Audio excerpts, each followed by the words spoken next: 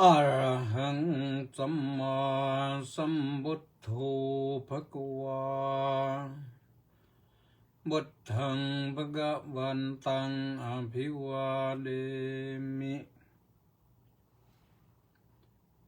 สวากขาโตภะคะวตาธัมโมธัมมังนัมมัสสามิสุปฏิปันโนภะคะวะโตสาวกสังโฆสังฆังนามามิขอถวายความนอบน้อมแด่พระรัตนตรัยขอคารวะพระเถรานุเถระเจริญสุขสวัสดีมายังท่านสาธุชนผู้ฟังทุกท่านรายการพุทธานุภาพส่งกระจายภาพมาทาง Facebook ไลฟ์วันนี้ วันเสาร์ที่10 มกราคมพระพุทธศักราช 2569 แรม 7 ค่ำเดือนยี่ ก็เป็นอันว่าใกล้จะถึงวันพระพรุ่งนี้ก็เป็นวันพระนะแรม 8 ค่ำ8 ค่ำก็เข้าวัดเข้าวาสมาทานศีลทำวัดเช้าฟังเทศน์ฟังธรรมเติมบุญเติมกุศลให้แก่ชีวิตหน่อยนะวันนี้ก็ เกิดข้อขัดข้องนิดหน่อยปกติก็ทำหน้าที่สอนนักศึกษาชั้นปริญญาเอกของมหาวิทยาลัยมหามกุฏราชวิทยาลัยวิทยาเขตศรีธรรมาโศกราชในสาขาวิชาพุทธศาสตร์เพื่อการพัฒนาแต่ว่าขัดข้องเนื่องจากว่า เปลี่ยนเครื่องมือพยายามแล้วพยายามอีกก็ออนไลน์ไม่ได้ก็เลยเวลาก็ต้องขออภัยนักศึกษาเดี๋ยวค่อยเติมใหม่นะค่อยเติมใหม่นักศึกษาคงจะผิดหวังไปบ้างแต่บางท่านนั้นไม่ผิดหวังหรอกเพราะว่าเป็นครูเป็นผู้อำนวยการอยู่แล้วก็ช่วงนี้วันนี้ก็เป็นวันเด็กเป็นวันเด็กแห่งชาติเมื่อคืนก็ให้คำขวัญวันเด็กไว้แล้วนะวินัยดีรู้ดีมีความเจริญเอาเท่านี้แหละนะของพระธรรมกิติเมธีวินัยดีก็คือเรียบร้อยกระฉับกระเฉงรู้ดีก็คือรู้โลกรู้ธรรมดีรู้รักษาตัวรอดเป็นยอดดีมีความเจริญแน่นอนท่านสาธุชนทั้งหลายวันพรุ่งนี้ก็ต้องตลอนไปนครศรีธรรมราชนะรับนิมนต์ไปแสดงพระธรรมเทศนาในงานบำเพ็ญกุศลศพของท่านพระครูพิสารวิหารวัตรบุญให้ปทุโมที่วัดพระหอมวัดพระหอมก็ติดอยู่อำเภอเชียนใหญ่นะก็จะไปทางนั้นที่จริงแล้ววันพรุ่งนี้นี่เขาก็นิมนต์เหมือนกันนะก็นิมนต์ไปเทศที่วัดสุทธจินดาวัดสุทธจินดาก็อยู่ที่นครราชสีมาเบื้องหลังย่าโมนะเข้าไปนิดหน่อยก็ถึงพระอารามหลวงด้วยงานบำเพ็ญกุศลศพพระเทพวชิระวิมลสมานอดีตก็เป็นประธานสงฆ์ ธรรมยุทธในสหรัฐอเมริกาท่านมรณภาพที่โน้นนะแล้วก็ทางลูกศิษย์ลูกหาก็อัญเชิญศพมาบำเพ็ญกุศลที่นี่เพราะว่าท่านเคยอยู่ที่นั่นทราบข่าวว่าท่านเป็นชาวสุรินทร์แต่ว่าไปเติบโตที่นั่นเป็นพระที่นั่นก่อนที่จะไปทำงานเป็นพระธรรมทูตอยู่ที่อเมริกาเพราะฉะนั้นวันพรุ่งนี้ก็คาดหวังว่าคิดว่าจะต้องงดรายการพุทธานุภาพสัก1 วันนะ30 นาทีก็คงจะต้องงดไปเพราะวันนี้ก็ต้องขออนุโมทนากับคุณโยมวิรุณคีรีรัตน์นะร่วมกองบุญหนุนกองธรรมมา500 บาทอนุโมทนาสาธุนะก็ญาติโยมจะร่วมก็ได้นะร่วมกันได้นะรายการนี้ร่วมกันได้ก็โอนปัจจัยเข้ามาที่บัญชีธนาคารกรุงไทยนะเลขที่บัญชี070 026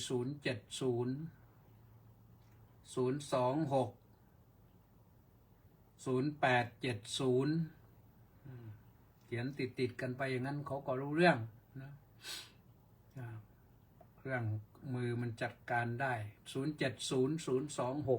0870จะมากจะน้อยก็ได้ทั้งนั้นแหละนะ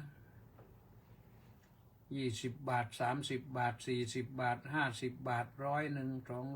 300 500 1,000นะก็มีโยมที่ทำมา1,000ก็หลายท่านนะนี่เดือนนี้เนี่ยก็ท่านกำพลผู้มณีท่านสว.กำพลผู้มณีผู้มีกำลังสำคัญในการผลักดันให้เกิดสำนักงานพระพุทธศาสนาแห่งชาติขึ้นก็ร่วมมา 3,000 แล้วนะคุณโยมจันทนีจันทโมลีร่วมมาจากออสเตรเลียนู่นก็ 1,000 บาทแล้วก็คุณโยมด็อกเตอร์สฤษดิ์พงษ์เทศบำรุง 12,000 บาทนะแล้วก็คุณโยมนางสาวนงลักษณ์อิสโร 1,000 บาทนะอันนี้ที่ทำมา 1,000 บาท 1,000 บาทนะขออนุโมทนาสาธุนะทุกท่านแหละและวันนี้ก็ต้องขออนุโมทนากับเฉลิมและ FC อีก707 คนออนไลน์เข้ามาตอนเปิดรายการเปิดมาเจออนุโมทนาสาธุนะอาตมาภาพเองนั้นพรุ่งนี้ก็คงจะบินช่วงบ่ายๆเพราะภาคเช้านี่ยังมีศาสนกิจติดอยู่ที่วัดราชประดิษฐ์สถิตมหาสีมารามอยู่ทางด้านหลังทำเนียบองคมนตรีนะเป็นวัดพระแก้วแล้วก็ทำเนียบองคมนตรีแล้วก็ไปถึงวัดราชประดิษฐ์สถิตมหาสีมารามวัดราชประดิษฐ์นี่เป็นวัดแรกที่พระบาทสมเด็จพระจอมเกล้าเจ้าอยู่หัวทรงสร้างนะทราบว่าอย่างนั้นนะที่สร้างที่สร้างวัดนั้นก็เป็นวัดที่อดีตปรริยนธรรม9 ประโยค2 ครั้งเป็น18 ประโยคคือสมเด็จพระสังฆราชสาปุตสเทวะสมเด็จพระสังฆราชสมเด็จพระสังฆราชสกลมหาสังฆปรินายกสาปุตสเทวะซึ่งทราบว่าเป็นประโยค9วัดราชาธิวาสวิหารนะแล้วก็เป็นสมเด็จพระสังฆราชองค์ที่ ไม่แน่ใจแล้วองค์ที่9หรือที่10นี่แห่งกรุงรัตนโกสินทร์ท่านอาจารย์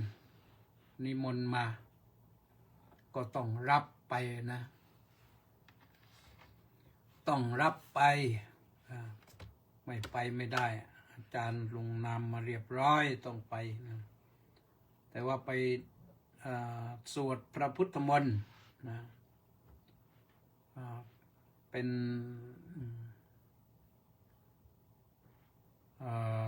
นการสวดพระพุทธมนต์ใ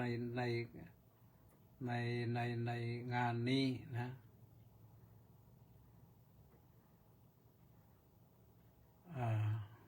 อาจารย์นั้นก็หาชื่ออาจารย์จำชื่อไม่ได้นะพระพรหมวัชราจารย์มีแสดงพระธรรมเทศนาด้วยนะแต่ว่าท่านพระมหาสาธิตอภิยาโนปท9วัดพระราม9กาญจนาภิเษกเป็นองค์แสดงพระธรรมเทศนาเราก็ไปแท็กทีมสวดนะ10 รูปซึ่งก็มีพระเดชพระคุณพระพรหมวัชระเมธีวัดอรุณราชวรารามพระเดชพระคุณพระพรหมวัชระวิมลมุนีวัดมหาธาตุยุวราชรังสฤษฎ์แล้วก็มาถึงพระธรรมกิตติเมธีพระธรรมวชิระนายกพระธรรมวชิระวิมลพระเทพวรสิทธาจารย์พระวชิระภาวนาภิรัตน์พระภาวนาวัชรสุทธาจารย์พระญาณวชิระวงศ์แล้วก็พระครูวิมลธรรมธารีนี่คือพระสงฆ์ที่ท่านคัดเลือกนิมนต์ไปสวดวันพรุ่งนี้เพราะฉะนั้นพรุ่งนี้ภาคเช้าก็ไปอยู่ที่วัดราชประดิษฐ์สถิตมหาสีมารามพอเสร็จร่างทั้งหลายทั้งปวงที่นั่นแล้วก็จะตรงไปสนามบินขึ้นเครื่องจองตั๋วไว้บ่ายโมงครึ่งต้องรีบไปด้วยนะบ่ายโมงครึ่งเครื่องก็จะขึ้นพาไปลงนครแล้วก็มีญาติถึงแก่กรรมลงอีกคนหนึ่งเหมือนกันนะญาตินะเรียกน้าลูกของยายน้าเจดบ้านหัวทะเลตำบลนาเคียนคนนี้ก็สำคัญคอยอุ้มเรามาเหมือนกันนะตอนเด็กๆน้าเจดนี่น้าเจดน้าเอียดน้าเพียน3 น้า3 สาวแต่ตอนนี้70 กว่าแล้วทั้งนั้นแหละก็ถ้ามีโอกาสก็จะแวะไปสักหน่อยเรื่องบุญนะทำไปแล้วนะเรื่องบุญให้น้องสาวไปทำบุญแทนไปก่อนแล้วก็จะไปเยี่ยมศพสักหน่อยนะเพราะว่ามันติดภาระจะอยู่ไปก็ไม่ได้12 13มันก็มีกิจกรรมอยู่เพราะฉะนั้นก็ต้องว่ากันต่อไปนะอันนี้ก็คิดว่าจะพยายามทำขาไปทำหน้าที่ขากลับนี่ก็คงพรุ่งนี้เครื่องขึ้นเท่าไหร่ไม่รู้8 โมงกว่ามั้งพรวดเดียวถึงกรุงเทพอีกท่านผู้ฟังทั้งหลายรายการพุทธานุภาพวันนี้30 นาทีนี่เหลือเวลาอีก15 นาทีก็จะบอกว่าตั้งแต่นี้ไปต้องไม่ประมาทนะติดตามฟังข่าวฟังอะไรต่างๆแล้วนี่ก็รู้สึกว่า ปีม้านี่เราจะม้าเขาว่าเป็นม้าลุยไฟว่างั้นคงจะมีปัญหาอะไรเยอะแยะเพราะฉะนั้นทุกคนนะทุกคนอย่าประมาทเงินที่มีอยู่แล้วเท่าไหร่ก็เก็บไว้ให้นิ่งอย่าให้มันหลุดมือออกไปถ้ามันยังเห็นว่าเป็นเรื่องเสี่ยงก็อย่าเสี่ยงนะจะลงทุนอะไรก็บรรยังหน่อยดูหน่อยอย่าไปทุ่มตัวลงทุนจนกระทั่งว่าเป็นทุกข์เดือดร้อนนะถ้าเชื่อมั่นจริงๆก็โอเคแหละแต่ถ้าไม่แน่ใจนี่อย่าเพิ่งนะยับยั้งไว้ก่อนเพราะว่าเรื่องเศรษฐกิจเราไม่รู้เดี๋ยวปีนี้นี่ถือว่าประเทศไทยนี่จนอันดับหนึ่งของโลกนะคือรายได้เฉลี่ยต่อหัวนี่เขาเรียก GDP นี่อย่าไปแปลภาษาฝรั่งนะ GDP คือรายได้เฉลี่ยต่อหัวสมมติว่าคน70 ล้านคนนี่จะคิดแล้วจะได้คนละเท่าไหร่ล่ะปีนี้หารายได้เนี่ยถ้าได้คนละ5,000นี่มันไปไม่รอดนะ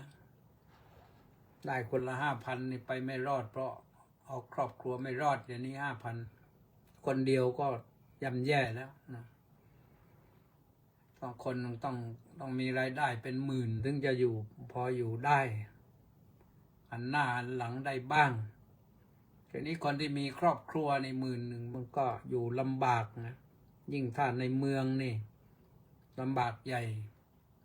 อยู่ภูธรได้นะเก็บผักเก็บยอดผักยอดไม้มาแกงเลียงบ้างก็ได้ไปหากุ้งหอยปูปลาก็พอหาได้นะอย่าทำมาหากินมีแต่เคยกับเกลือเคยคือกะปินะที่จริงมันเยือกเคยนะก็มาเรียกกะปิใช่ทีหลังที่จริงเคยนะก็คือเยือกเคยมีเคยกับเกลือก็อยู่ได้แล้วนะน้ำปลาขวดหนึ่งเอาผักนั่นผักนี้ใส่หม้อเอาแกงเลียงก็กินได้นะปลาข้าววิ่งได้ใส่มันได้ขนาดพอดียิ่งตอนเที่ยงร้อนเนี่ยถ้าร้อนนะถ้าอากาศร้อนนะรดน้ำแกงเลียงยอดผักนี่ดีอยู่ได้ประหยัดไว้ก่อนนะเศรษฐกิจใหญ่ๆนะมันไม่แน่เพราะอะไรล่ะเพราะ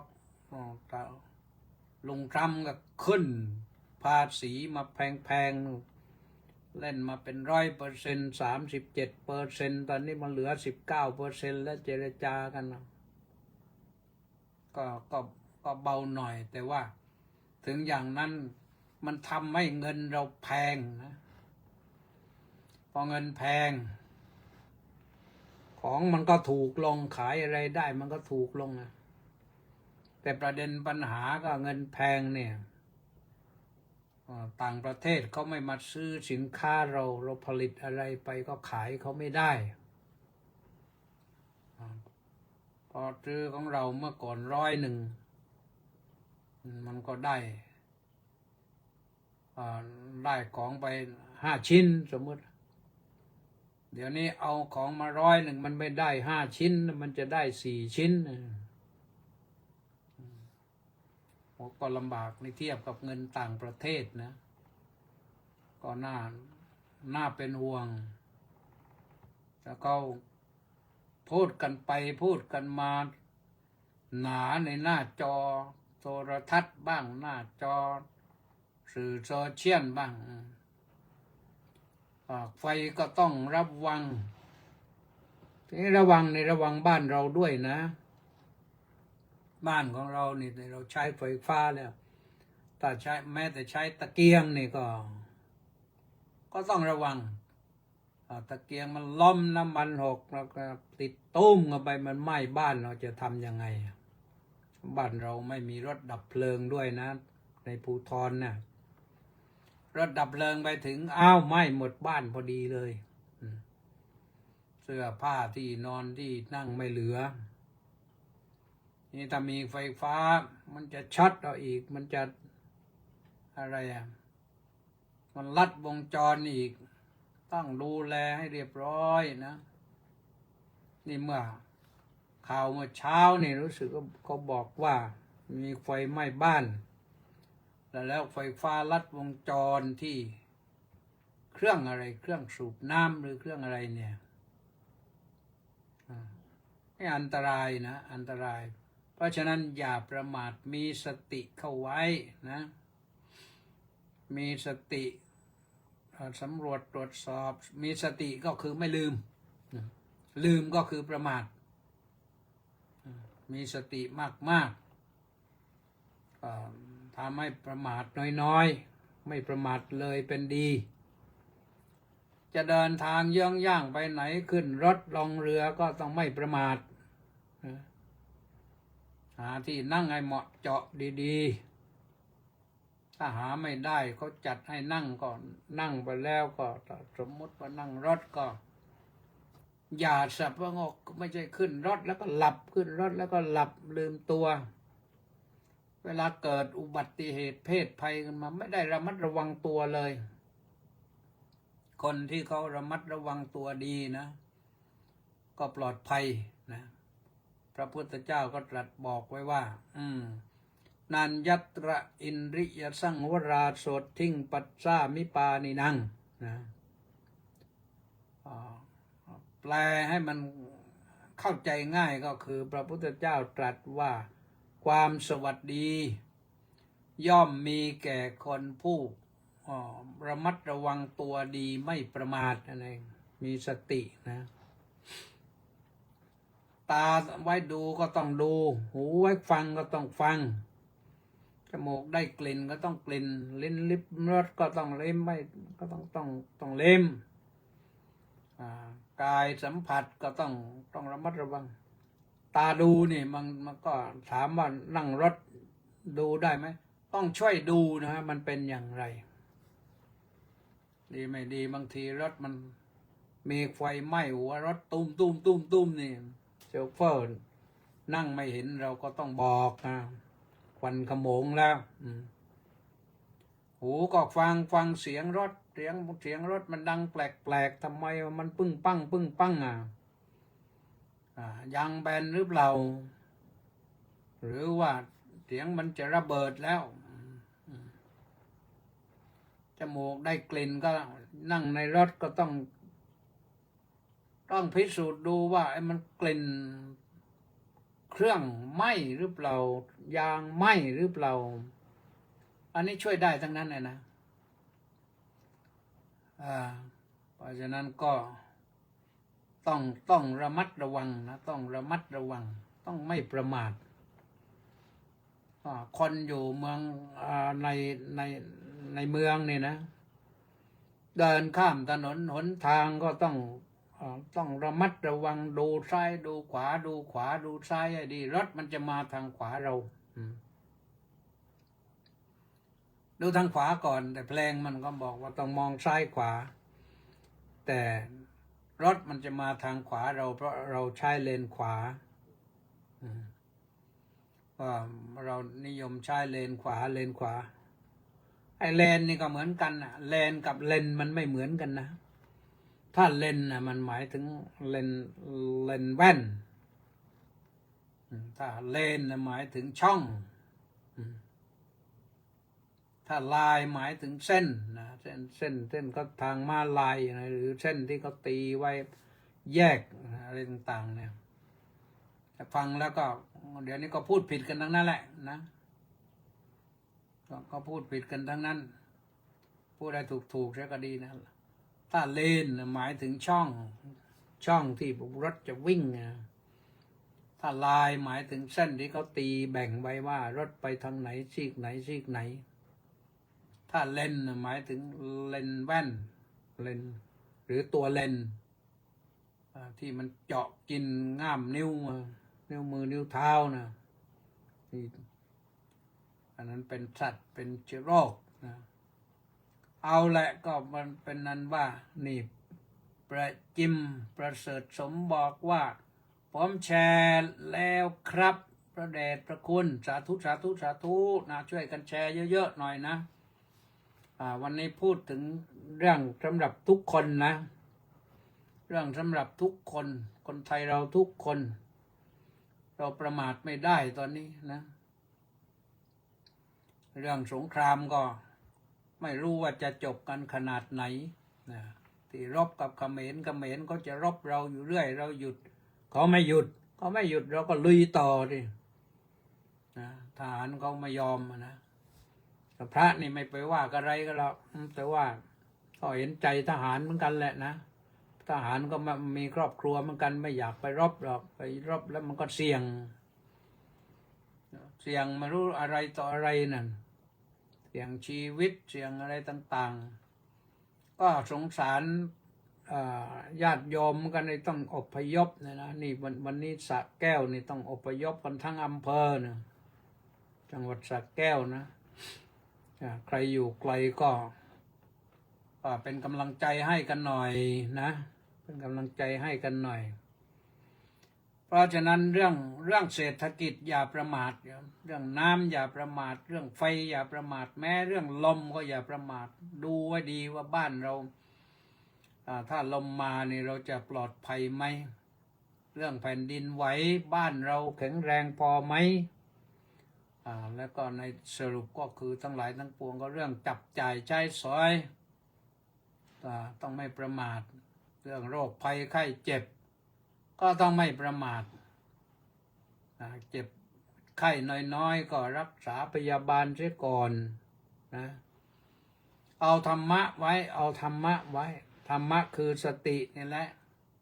มีสติดีแล้วสมาธิมันก็เกิดนะขอให้ทุกท่านตั้งใจมั่นคงดีมีสมาธิในการดำรงชีวิตอยู่แล้วก็มีสติด้วยนะสติคู่กับสมาธิถ้าไม่มีสติสมาธิก็ไม่มั่นคงเพราะฉะนั้นก็สติและสมาธินี่ต้องอยู่ด้วยกันสโตจะสัมปชาโนนะมีสติแล้วก็มีสัมปชัญญะเกิดขึ้นช่วยให้เราอยู่เป็นสุขสบายปลอดภัยนะจะอยู่ที่บ้านก็ปลอดภัยเดินทางก็ปลอดภัยขึ้นรถลงเรือไปเหนือล่องใต้ก็ปลอดภัยสุขสบายนะวันนี้ไม่มีข่าวว่ารถพาเด็กไปต้องเที่ยวไปชมแล้วก็เกิดพลิกเกิดอะไรขึ้นยังไม่ได้ข่าวหรือว่าจะมีบ้างก็ไม่รู้นะก็ขออย่าให้มีก็แล้วกันนะขอให้เด็กทุกคนเด็กไทยทุกคนมีวินัยดีมีความรู้ดีมีความเจริญนะวันนี้ก็ว่ากันตอนนี้อย่าลืมนะพรุ่งนี้งดรายการ1 วันนะแต่เป็นวันพระขอให้ญาติโยมทั้งหลายเข้าวัดเข้าวาเราไม่รู้ว่าอนาคตเป็นอย่างไรสั่งสมบุญกุศลไว้เยอะๆนะก็ฝากไว้เท่านี้นะตรงนี้ก็ไม่ได้ว่าก็ก่อยมาว่ากันมะรืนนะวันนี้มีนายจริงใจเข้ามากราบสาธุครับเป็นสาธุเพ็ญญาภักบุญสิทธิ์สรโชติก็บอกว่ากราบนมัสการท่านพระอาจารย์น้อมกราบสาธุข้าวเจ้าค่ะสาธุแป้นันทิการก็บอกว่าน้อมกราบนมัสการสาธุเจ้าค่ะสาธุแม่ชีสมใจก็บอกว่าสาธุเจ้าค่ะสาธุมณีแสงจันทร์นี่ไม่พลาดมาจากอินเดียนู่นนะน้อมกราบนมัสการสาธุเจ้าค่ะสาธุสมศรีลักษณะวิราชก็บอกว่าน้อมกราบนมัสการสาธุเจ้าค่ะสาธุเฉลิมพงษ์กำแพงแก้วบอกว่ากราบสาธุพระอาจารย์สาธุประจิมประเสริฐศิลป์ ทองคำแพงมากมากมากมากมากมากมากครับแล้วก็บอกกับพระคนท่านคลายใจโยมด้วยเอาละนะสาธุสาธุนะทองมักแพงก็อย่าไปซื้อมันนะเอาที่มีไว้แล้วก็อย่าเพิ่งขายต้าสิทธิมงคลบอกว่านมัสการสาธุครับเจบุมาจากพิษณุโลกก็บอกว่ากราบน้อมกราบสาธุสาธุสาธุอนุโมทามิสาธุ